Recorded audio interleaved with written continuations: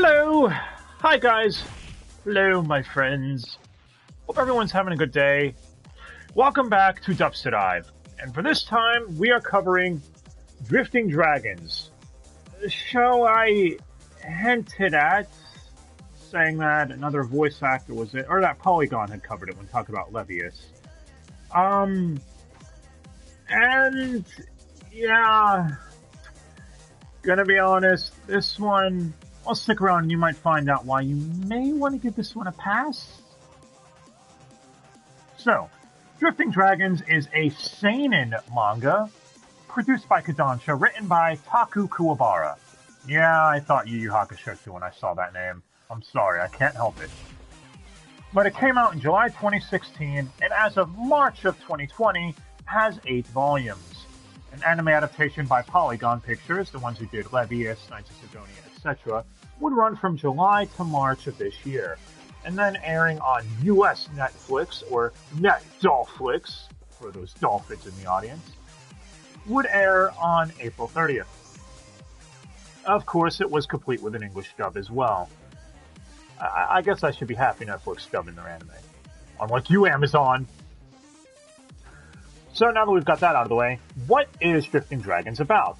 Well, if I said it was about combining dragon hunting via airships with food wars, would that sound awesome to you? If I mentioned that they fucked it up, would that disappoint you? Yeah, I was sad too.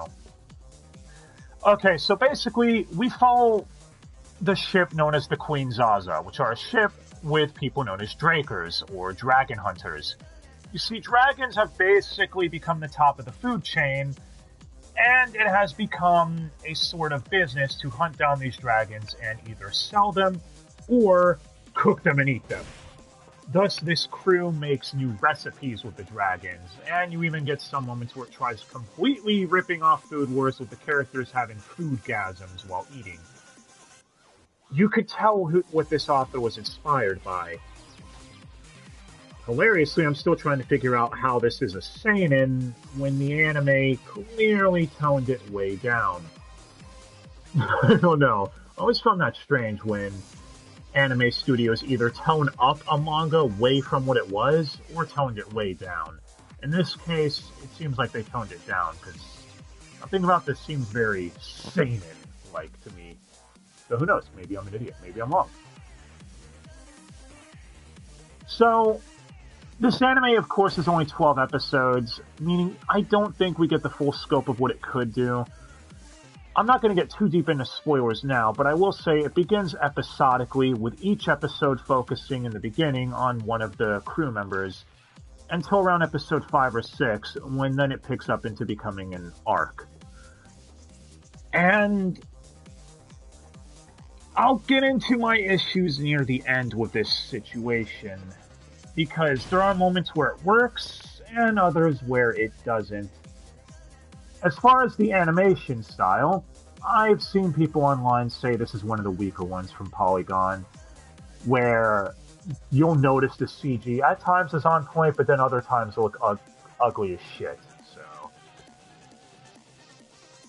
as far as the soundtrack and audio cues are concerned, well, the sound effects are on point, I guess, and the music is the typical fantasy-style feel.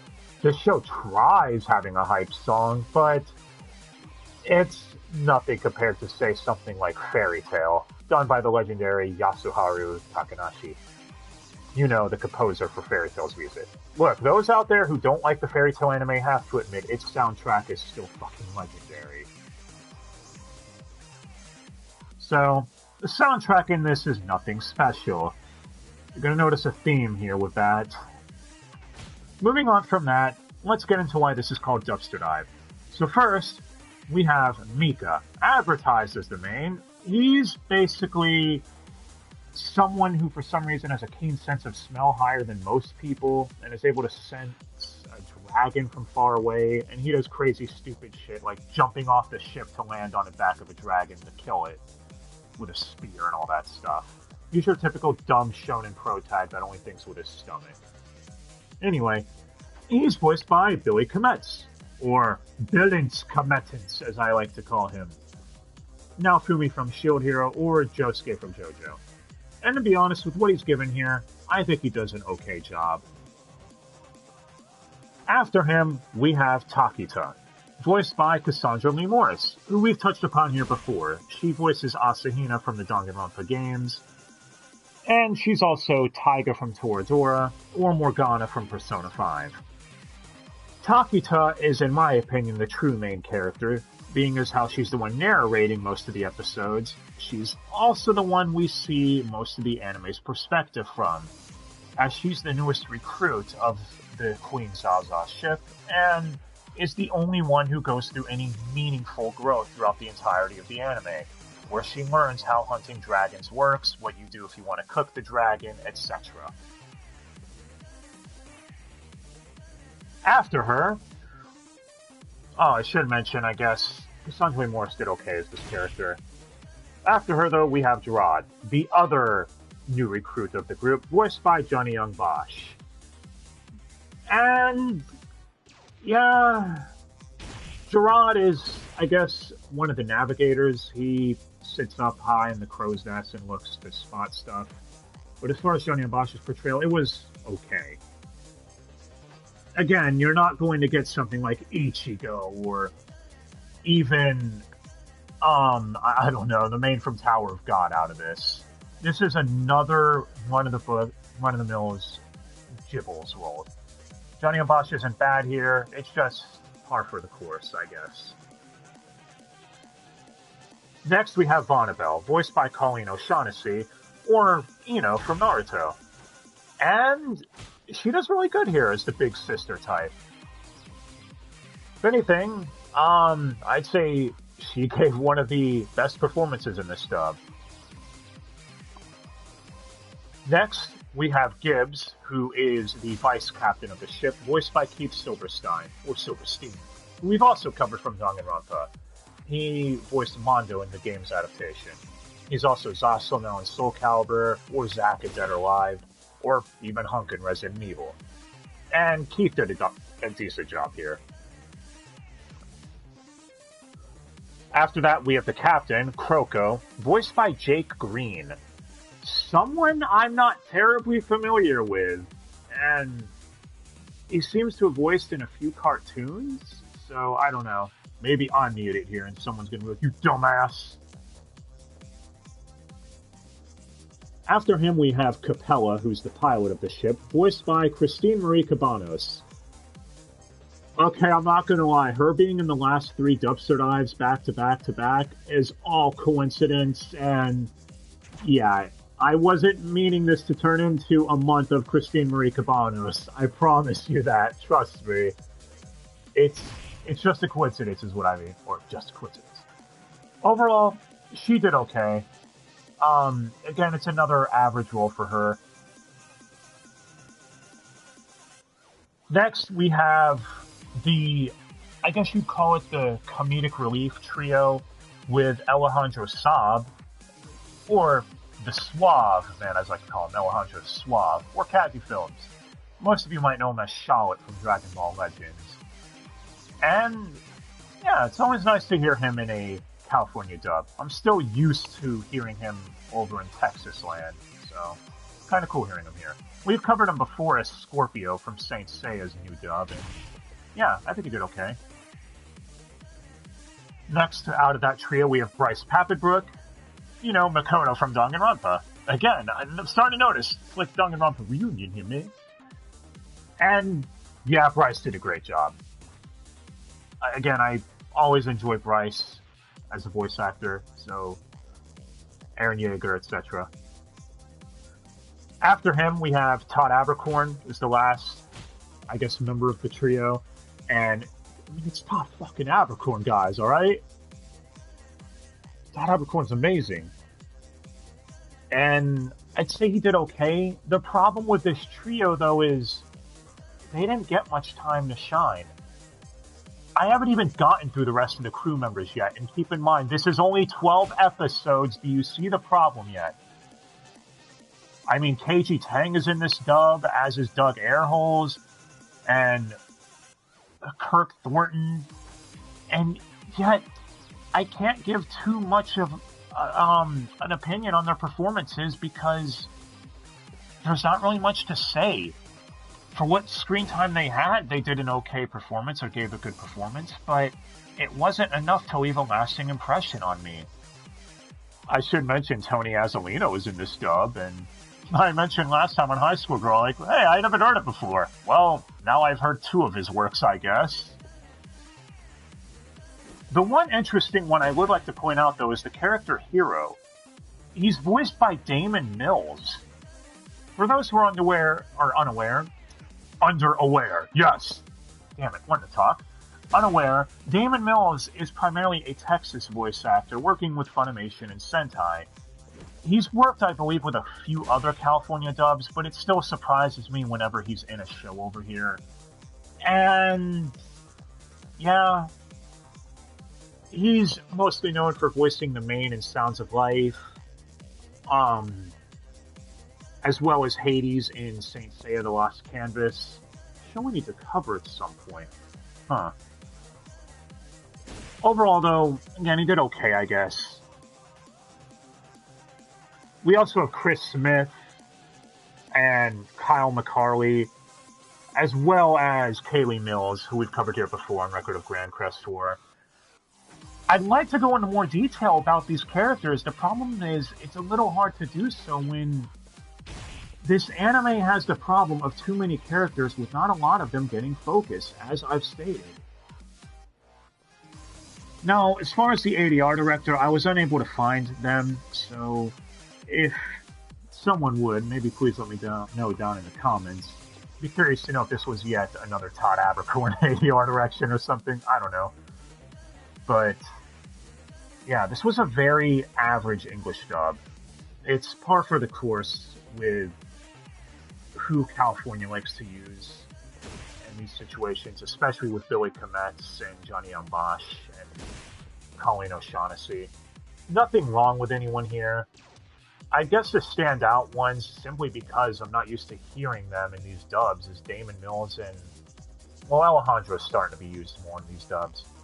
As far as who the MVP was, definitely Cassandra Lee Morris as Takita, being as how she was the one who we got to hear as inner monologue the most and see the most character growth from. So a lot of the emotional moments were from her. True, I know some people might point out Gerard, or Johnny Ambash's character, did get some moments of his own, but I don't feel it was really enough to make him stand out much. I'm sure some people disagree with me on that, and that's cool. Upon looking up if this show was interested in getting a second season, or if Polygon was interested in giving it a second season, yes, it's up to the show. Will you get a second season or not?